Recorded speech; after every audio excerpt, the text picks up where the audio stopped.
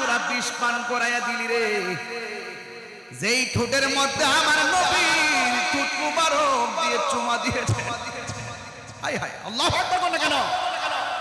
কেউ যদি ওদের কষ্ট দেয়, যেন আমায় কষ্ট দেয়, কষ্ট দিল মা ফাতেমা রে। এই ফাতেমা কি পটিয়ার ফাতেমা? এই ফাতেমা কি চট্টগ্রামের ফাতেমা? হায় রে, এই ফাতেমা কে গো? শুনেন শুনেন, আমার নবী ফজরের নামাজ আদায় করলেন। ফজরের নামাজ আদায় কইরা মসজিদ থেকে বের হলো, আমার নবীর গায়ে মুবারকের মধ্যে একটা চাদর জড়ানো। সুবহানাল্লাহ কোন না কেন? জোরে কোন আল্লাহু আকবার। এই চাদরের রংটা কি? কয়েক চাদরের রংটা হলো কালো রঙের চাদর। আমার নবী চাদর মুবারক পইরা বের হয়েছে। ওই মুহূর্তে পাঞ্জাতনের সদস্য, আহলে বায়াতের অন্যতম সদস্য, বেলায়েতের সম্রাট, মারিফতের সম্রাট, মুশকিল কুশা হায়দার কাররার শের খুদা মওলা আলী রাদিয়াল্লাহু তাআলা আনহু আসলেন। আমার নবী মওলা আলী রাদিয়াল্লাহু তাআলা আনহুকে চাদরের ভিতরে ঢুকায়া ফেললেন। এরপর ইমাম হাসান আসলেন। ইমাম হাসান এখানে আছে না নাই? আরে আছে না নাই? আমার নবী চাদরের ভিতরে ঢুকাইলেন। এরপর ইমাম হুসাইন রাদিয়াল্লাহু তাআলা আনহু আসলেন। আমার নবী চাদরের ভিতরে ঢুকাইলেন। মা ফাতেমা জোহরা রাদিয়াল্লাহু তাআলা আনহা আসলেন। আমার নবী মা ফাতেমাকে সেখানে ঢুকালেন। সুবহানাল্লাহ কোন না কেন? এই ফাতেমা পটিয়ার ফাতেমার মতো না রে। আমি সহজ সরল ভাষায় কথাগুলো বলে যাচ্ছি বুঝার জন্য। আমার নবী আপনার নবী বলে, ও পৃথিবীর মানুষ, আমার চাদরের ভিতরে যেই চারজনকে আমি ঢুকাইলাম, এরাই হলো আমার আহলে ভাই। আরো চিৎকার মেরে কন্যা আল্লাহু আকবার।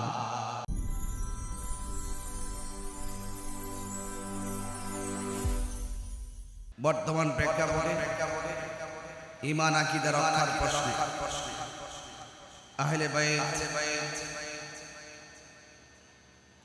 আহলে বাইত রাসূল সাল্লাল্লাহু আলাইহি সাল্লাম সম্পর্কে মানুষের ভালোবাসার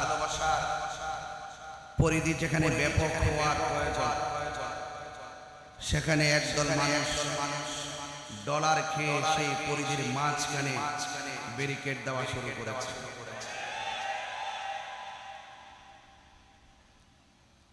সত্যিকার অর্থে যারা আহলে বাইতকে ভালোবাসেন,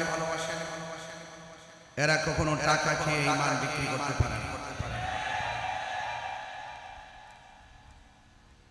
যারা মুখে মুখে আহলে বাইতের মহব্বত দেখায়, আবার সাহাবায়ে কেরামের সমালোচনা করে, এরা কখনো মুমিন হবে দূরের কথা, মুসলমানও হতে পারে। এই জন্য এই আলোচনাটা খুবই গুরুত্বপূর্ণ। আমি আপনাদের সামনে যতটুকু আলোচনা করব, আলোচনা শুধুমাত্র শোনার মধ্যে সীমাবদ্ধ রাখবেন না। আলোচনা নিজের জীবনে, ব্যক্তি জীবনে, পারিবারিক জীবনে, সমাজ জীবনে, রাষ্ট্রীয়ভাবে এই আলোচনা কথাগুলো বাস্তবায়ন করার চেষ্টা করবেন। আল্লাহর হাবিব বলেছেন, আমার উম্মতের মধ্যে ৭৩টা দল হবে, ৭২টা দল দুজকে যাবে, একটা দল জান্নাতে যাবে। সেই দলটি হলো আহলুস সুন্নাত ওয়াল জামাত। আল্লাহর হাবিব বলছেন, আমি তোমাদের জন্য দুইটা জিনিস রেখে যাচ্ছি, দুইটা জিনিস যদি আঁকড়ে ধরো কখনো তোমরা পথভ্রষ্ট হবে না। এর মধ্যে একটি হলো কোরআন, আর একটি হলো সুন্নাহ। আল্লাহর হাবিব অন্যত্র আরো বলেছেন, আমি তোমাদের কাছে দুইটা জিনিস রেখে যাচ্ছি, এই দুইটা জিনিস যদি আঁকড়ে ধরতে পারো কখনোই তোমরা পথভ্রষ্ট হবে না। একটা হলো কোরআন, আর একটা হলো আমার আহলে বাইত। এই দিকটা বললো সুন্নাহ, এই দিকটা বললো আহলে বাইত। ওইদিকে কোরআন, এদিকেও কোরআন। কোরআন সেও পড়বে, কোরআন তুমিও পড়বে, কোরআন আমিও পড়ব।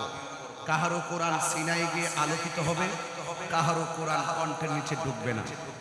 যাদের তেলাওয়াত সিনা পর্যন্ত ডুববে তারাই আহলে বাইতকে মহব্বত করবে। মাথায় পাগড়ি সবারই আছে, মুখে দাড়ি সবারই আছে,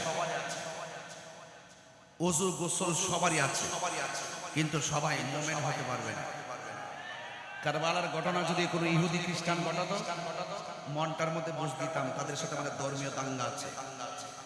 কারবালার ঘটনা যারা ঘটাইছে, মাথার মধ্যে পাগড়ি ছিল, মুখের মধ্যে দাড়ি ছিল, ফোরাতের পানি দিয়ে ওযু করেছে। কথা বলেন ঠিক কিনা বলেন? এরপরে নবী পাকের আওলাদদের গলায়, আহলে বাইতের গলায় তারা ছুরি চালিয়েছে। তাদেরকে আপনি মুসলমান বলবেন? তাইলে বোঝা গেল সব পাগল যেমন পাগল না, সব মুসলমান মুমিন না।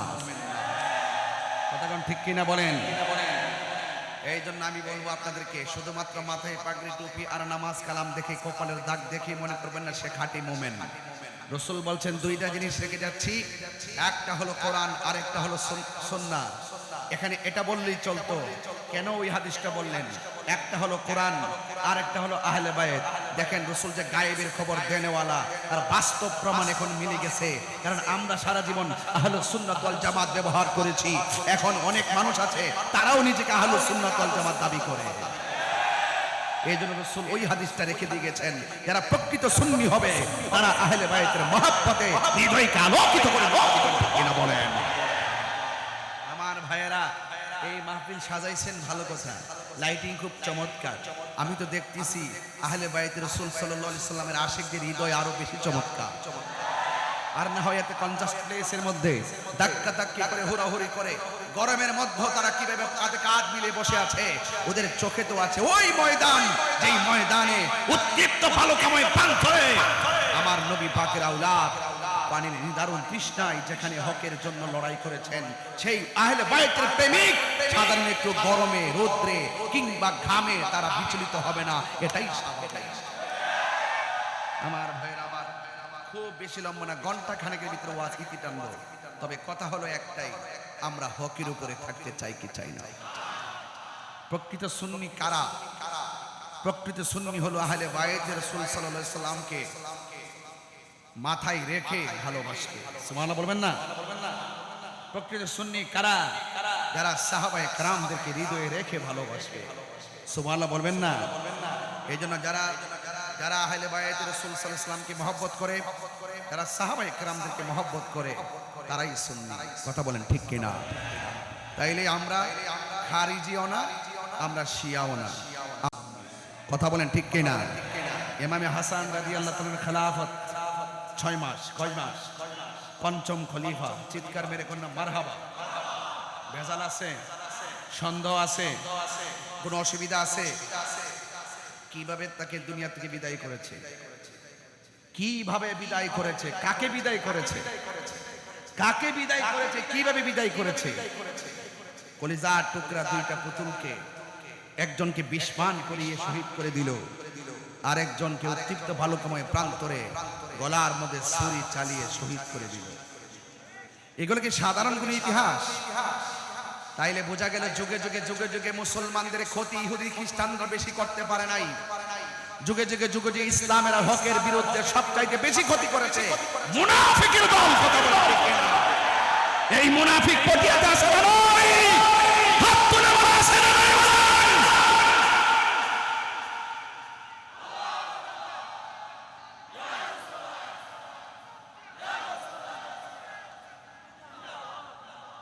এই সমস্ত মুনাফিকদের সঙ্গে সুন্নিদের কোনো সম্পর্ক, এদের সাথে আমাদের কোনো সম্পর্ক। আমরা মুমিন। আমরা কি? আমরা যেমন করে আজানের আগে দুরূদ সালাম মানি, আমরা আজানের পরেও দুরূদ সালাম মানি। আমরা জানাজার পরে যেমন দুরূদ সালাম মানি, জানাজার পরেও দুরূদ সালাম দোয়া দুরূদ মানি। কথা বলেন ঠিক কি না? তাইলে আমরা সাহাবায়ে কেরামকে যেমন ভালোবাসি, আহলে বাইতকে বেশি ভালোবাসি। আহলে বাইত তো ওনারা হলেন স্পেশাল, যাদেরকে উসিলা করেই মহান রব পৃথিবীটা সাজিয়েছেন। জোরে কন্যা সুবহানাল্লাহ। খবরদার, খবরদার, সুন্নিরা সাবধান থাকবেন, সুন্নিরা সাবধান থাকবেন। অনেক ভয় লাগে এখন আপনাদেরকে নিয়ে। বাতিলদের সাথে পারেন না, সুন্নি সুন্নি লাগবে পারেন ভালো করে। নিজের ঘরে নিজে আগুন দেওয়ার ইতিহাস নতুন না, এটা পুরান। ১৫০০ বছর আগে আমাদের গলায় আমরাই ছুরি চালাই দিয়েছি। এরে হেরে কি দোষারোপ করবো? কথা বলেন ঠিক কিনা? দেখেন না ইসরায়েলের গুন্ডা বাহিনী কিভাবে গাজায় আক্রমণ করেছে। বহুত ক্ষমতাসীন রাষ্ট্র চুপ করে বসেছিল। কেন চুপ করে বসেছিল? ওরা যদি রুখে দাঁড়াই যাইতো তাহলে এই সুযোগ তারা পাইতো? শুরু থেকে আমরা অনেক নিজেদের উপরে নিজের কোরাল মেরেছি, নিজেদের মাথায় নিজের আঘাত করেছি। আর আঘাত করবেন না। এখন হাতে হাত রাখুন, কণ্ঠ উজাড় করে দিয়ে বলুন, এটা অন্য কারো দেশ না, এটা আউলিয়া কেরামের দেশ। কথা বলেন ঠিক কিনা? বলেন। বলি আল্লাহর মাজার কি ভাঙবো নাকি সুরক্ষা দিব? সুরক্ষা দিতে কারা কারা প্রস্তুত আছেন? দুই হাত তুলে স্লোগান দিবেন ইনশাআল্লাহ।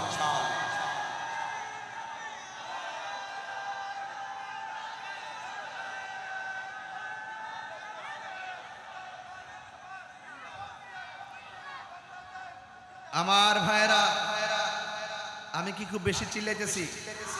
বেশি জোরে কথা বলতেছি? আমি এই কথাগুলো যদি কণ্ঠ দিয়ে বলি অনেক লম্বা হয়ে যাবে কথাগুলো।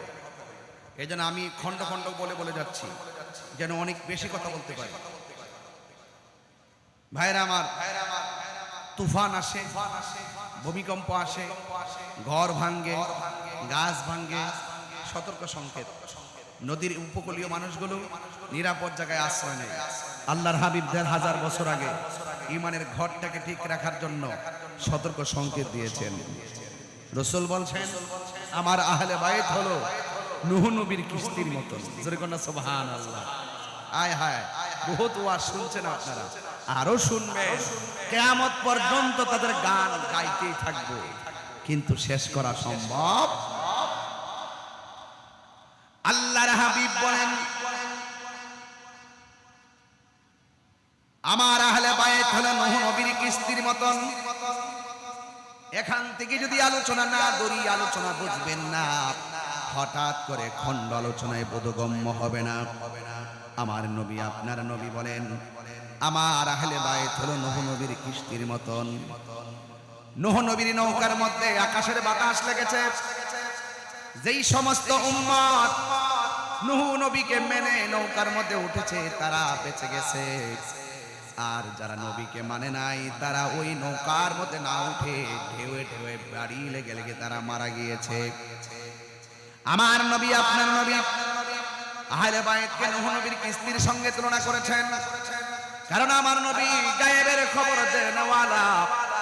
আমার নবী, আপনার নবী বলেছেন, উম্মত আমার আহলে বাইত হলো নূহ নবীর কিস্তির মতন। দুনিয়ার বাতাস লাগলে ঘর ভাঙ্গে, দুনিয়ার বাতাস লাগলে গাছ ভাঙ্গে। ঘর ভাঙলে ঘর উঠানো যায়, গাছ ভেঙে গেলে গাছ লাগানো যায়। আমার নবী, আপনার নবী বলেন, এমন একটা সময় আসবে তোমাদের ঈমানকে লুণ্ঠন করার জন্য তুফান শুরু হবে। এই তুফানটা গায়ের পেশি দিয়ে শুরু হবে, এই তুফান দিয়ে অর্থের প্রলোভন দেখিয়ে শুরু হবে। এমন একটা সময় আসবে তোমার ঈমানকে লুণ্ঠন করে নেওয়ার জন্য তারা ভূমিকম্প চালাবে। যার অন্তরের মধ্যে আহলে বাইতের মহব্বত থাকবে, তাকে কোনোদিন টাকা দিয়ে ঈমান কিনে নিতে পারবে না। ১০,০০০ টাকা দিলে কি ঈমান বিক্রি করবেন? আরো বড় করেন, বিক্রি করবেন। ইমাম হাসান রাদিয়াল্লাহু তাআলা আনহুর ব্যাপারে কথা বলতে বলছেন, ও যুবক, কি ভাষায় ওয়াজ করব? আপনাদের খেদমতে শুধুমাত্র আমি টাচ করে করে যাব। যুগে যুগে যুগে যুগে মুনাফিকরা আমাদেরকে কত ক্ষতি করেছেন। এই জন্য মুসলমান সাবধান হয়ে যান। উম্মত হবে ৭৩ দল, ৭২ দল যায়েবের দল। ৭২ দল তলে তলে যাবে, ৭২ দল জাহান্নামের মধ্যে যাবে, এক দল জান্নাতে যাবে। মান আলাইহি ওয়া আসহাবি, আমার নবী বলে আমার পথ আমার সাহাবায়ে কেরামের মতের উপরে যারা চলবে তারা জান্নাতে যাবে। আলাইকুম বিসুন্নতি ওয়া সুন্নাতিল খুলাফায়ে রাশিদিন আল মাহদিয়িন। আমার নবী বলে যারা আমি নবীর সুন্নাহকে মানবে, আমার সাহাবায়ে কেরামের রীতি পদ্ধতিকে গ্রহণ করবে, এরাই হলো আহলুস সুন্নাত ওয়াল জামাত। এই জন্য আমার যুবক ভাইরা পায়ের মধ্যে হাত দিয়ে বলে যাব, নিঃশ্বাসের কোনো বিশ্বাস নাই। তাই তো সাহাবায়ে কেরাম আমার নবীর প্রশ্ন করেন, ইয়া রাসূলুল্লাহ, ইয়া হাবিবাল্লাহ, আমরা তো জানি আপনাকে কেমন করে সালাম দিতে হয়। সুবহানাল্লাহ কোনা গেলে সাহাবীরা বলে, ইয়া রাসূলুল্লাহ, আমরা তো জানি আপনাকে কেমন করে সালাম দিতে হয়। ইয়া রাসূলুল্লাহ, আপনার উপরে দুরূদ শরীফ পড়ব কেমনে? আমার নবী বলে, উম্মত আল্লাহুম্মা সাল্লি আলা মুহাম্মদ ওয়া আলা আলি মুহাম্মদ। সুবহানাল্লাহ। নবীর উপরে দুরূদ শরীফ পড়ি। এবার আমার নবী যে বলতে পারতেন আল্লাহুম্মা সাল্লি আলা মুহাম্মদ, হে আল্লাহ আমরা দরুদ পড়তেছি নবীর উপরে, এতটুকু বললেই চলতো। আমার নবী বলছেন ওয়া আলা আলি মুহাম্মদ। আলে মুহাম্মদ মানে হলো আহলে বাইত। নামাজের ভিতরে এমপিরে সালাম দিলে নামাজ বাতিল হইয়া যায়, আর নামাজের ভিতরে নবীর আহলে বাইতকে সালাম না দিলে নামাজ বাতিল হয়ে যায়। কথা বলেন ঠিক কি না বলেন?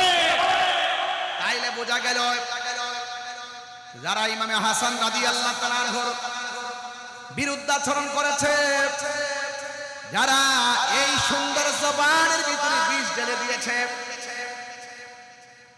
আপনারা মনে রাখবেন এই ঠোঁটটা সাধারণ ঠোঁট না, এই জবানটা সাধারণ জবান ছিল না। এই ঠোঁটের ভিতরে আমার নবী অসংখ্যবার নিজের ঠোঁট মোবারক দিয়ে চুমা দিয়েছেন। হায়রে ও পটিয়ার বন্ধু, কি করলি কার ঠোঁটের মধ্যে তোরা বিষ পান করাইয়া দিলি রে? যেই ঠোঁটের মধ্যে আমার নবীর ঠোঁট মুবারক দিয়ে চুমা দিয়েছে। হায় হায়, আল্লাহু আকবার বলে কেন?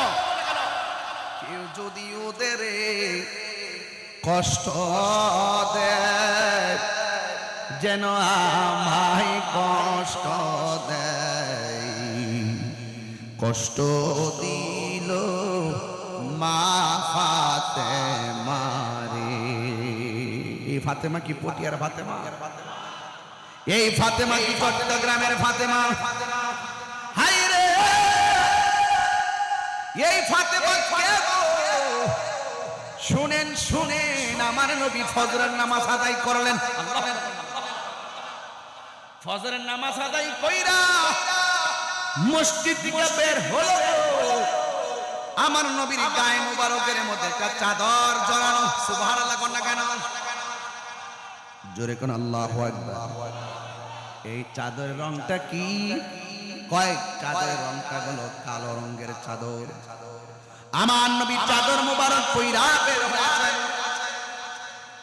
ওই মুহূর্তে পাঞ্জাতনের সদস্য, আহলে বায়াতের অন্যতম সদস্য, বেলায়েতের সম্রাট, মারিফতের সম্রাট, মুশকিল কুশা হায়দার কাররার, শের খুদা মওলা আলী রাদিয়াল্লাহু তাআলা আনহু আসলেন। আমার নবী মওলা আলী রাদিয়াল্লাহু তাআলা আনহুকে চাদরের ভিতরে ঢুকায়া ফেললেন। এরপরে ইমাম হাসান আসলেন। ইমাম হাসান এখানে আছে না নাই? আরে আছে না নাই? আমার নবী চাদরের ভিতরে ঢুকাইলেন। এরপর ইমাম হুসাইন রাদিয়াল্লাহু তাআলা আনহু আসলেন। আমার নবী চাদরের ভিতরে ঢুকাইলেন। মা ফাতেমা তো জোহরা রাদিয়াল্লাহু তাআলা আনহা আসলেন। আমার নবী মা ফাতেমাকে সেখানে ঢুকালেন। সুবহানাল্লাহ গন্না কেন? এই ফাতেমা পটিয়ার ফাতেমার মতো না রে। আমি সহজ সরল ভাষায় কথাগুলো বলে যাচ্ছি বুঝার জন্য। আমার নবী আপনার নবী বলে, ও পৃথিবীর মানুষ, আমার চাদরের ভিতরে যেই চারজনকে আমি ঢুকাইলাম এরাই হলো আমার আহলে ভাই। আরো চিৎকার মেরে কন্যা আল্লাহু আকবার। এই জন্য আমি সুর দিয়া বললাম, কেউ যদি ওদের কষ্ট দেয় যেন আমায় কষ্ট দেয়, কষ্ট দিল মা ফাতেমারে, বলো কষ্ট দিল মা ফাতেমারে, বলো কেউ যদি ওদের কষ্ট দেয় যেন মাই কষ্ট দেই, বলো কেউ যদি যেন মাই কষ্ট দেয়, কষ্ট দিল মা ফাতেমারে, কষ্ট দিল মা ফাতেমারে। জান্নাতের সরদার যারা কেমনে সুরি চালায়, কি জবাব দিবে হাসরের বেলা। আল্লাহু আকবার না কেন? আরে সুন্নিদের কিছু নাই। সুন্নিদের অন্তরে আহলে বায়তের মহব্বত আছে। কথা বলেন ঠিক কিনা বলেন? সাবধান করে দিলাম, সতর্ক করে দিলাম, সুন্নিরা ডলার খেয়ে কখনো কালার পাল্টানো যাবে না, টাকার কাছে কখনো ঈমান বিক্রি করা যাবে না। কথা বলেন ঠিক কিনা বলেন? আমার যুবক ভাইরা, তাদের মর্যাদা শুধু আমি একটু তুলে ধরবো, তারপরে মূল ঘটনায় যাব। আন আবি হুরায়রা রাদিয়াল্লাহু তাআলা আনহু, হযরত আবু হুরায়রা রাদিয়াল্লাহু তাআলা আনহু থেকে বর্ণিত, তিনি বলেন, খরাজা আলাইনা রাসূলুল্লাহ সাল্লাল্লাহু তাআলা আলাইহি ওয়াসাল্লাম, আমরা একদিন আমার নবীর সঙ্গে বের হলাম। ওয়া মাহু, আমরা দেখেছি আমার নবীর সঙ্গে একজন সন্তান ছিল, আমার দয়াল নবীর আদরের নাতি, যার নাম হলো ইমামে হাসান। ঘুমিয়ে গেছেন আপনারা? আল্লাহু আকবার বড় করে বলেন না। এই হাদিসগুলো আমল করার দরকার আছে না নাই? এবার তিনি বলতেছেন, আমরা একদিন নবীর সঙ্গে বের হয়েছি। ওয়া মাহু হাসাল হাসান, আমার নবীর সঙ্গে ছিল হাসান, আর একজন ছিল ওয়া হুসাইন, আর একজন ছিল ইমামে হুসাইন। এই শুধুমাত্র তাই নয়, ওই সাহাবী হযরত আবি হুরায়রা রাদিয়াল্লাহু তাআলা আনহু বলেন, হাযা আলা আতিকিহি ওয়া হাযা আলা আতিকিহি। আমার নবীর সাহাবী আবু হুরায়রা বলে, ও পৃথিবীর মানুষ, আমরা দেখেছি নবীর সঙ্গে যেই দুইটা সন্তান, নবীর আদরের দুলাল নাতি, একজন আমার নবীর এক কাঁধের উপরে, আরেকজন আমার নবীর আরেক কাঁধের উপরে। জোরে কন্যা সুবহানাল্লাহ। আল্লাহু আকবার বলেন না কেন? তাহলে আমার নবীর সেই আদরের দুলালকে আমার নবী এত মহব্বত করতেন। আখাযা বিয়াদি হাসানিন ওয়া হুসাইনিন, আমার নবী হাসানের হাতের মধ্যে ধরলেন, হুসাইনের হাতের মধ্যে ধরলেন। ধরার পরে বলতেছেন, ও পৃথিবীর মানুষ, তোমরা যারা আমি নবীরে ভালোবাসতে চাও, তারা আমার হাসান হুসাইনকে ভালোবাসো। সুবহানাল্লাহ না কেন? আপনারা কি বলবেন যে আমি হুসাইনকে টানছি কিনা? এটা আমার ঈমানি তাকত থেকে টানছি। নবীর আহলে বাইতের জান্নাতে দুইটা ফুল, আমি দুনুন ফুলকে অ্যাডজাস্ট করে কথাগুলো বলছি। চিৎকার মেরে কন্যা মারহাবা। এটা আমার হক, এটা কি এখানে আহলে বাইত রাসূল সাল্লাল্লাহু আলাইহি ওয়াসাল্লামের টোটাল আয়োজনটার উপরে আমি আহলে বাইতকে কুট করে আলোচনায় ঢুকছি, কারণ বরকতের জন্য। জোরে বলেন না সুবহানাল্লাহ। এই জন্য মাথা রেখে কথাগুলো শুনবেন সবাই আমার সাথে পড়ে আমার ওকে লা ইলাহা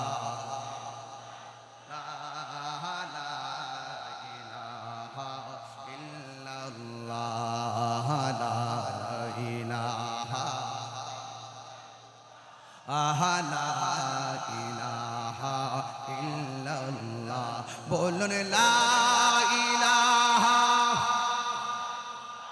ও লা ইলাহা ও লা